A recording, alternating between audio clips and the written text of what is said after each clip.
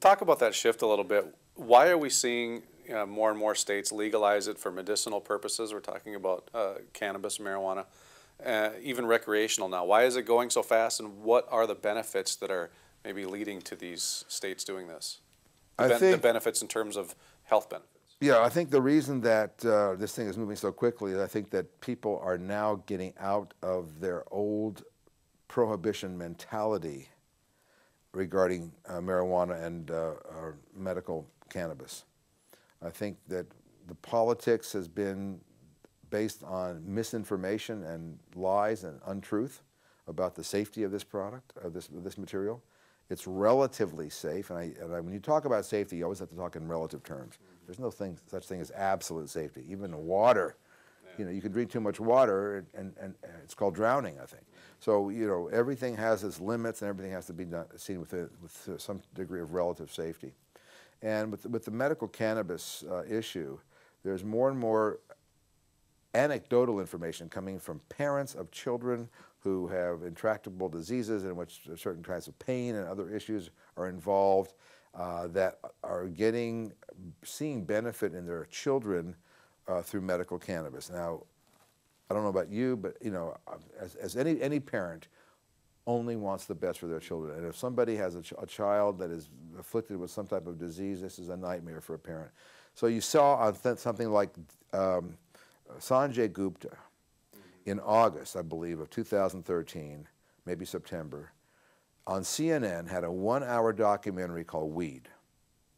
And in that documentary, he recanted his prior position where he was talking about that there was no medical benefit of marijuana, et cetera, and he was kind of partying the contemporary and the long health party line, so to speak, and no disrespect to Dr. Gupta, who I think is a very articulate and a very excellent educator on health issues. After all, he was considered for the Surgeon General, I believe, at one time, and chose to stay at CNN because he had a better platform to reach people. And in the Weed documentary, which we published in Herbalgram a critique of, and in some cases we were, the writer that wrote it was very critical of some of the things that they didn't cover, or et cetera. But the fact of the matter is, I saw that as an example of a major cultural shift that's going on. When when Sanjay Gupta goes on television and says he apologizes, he's changing his position, he's looked at the data, the toxicology and the pharmacology data suggest safety in many, many ways.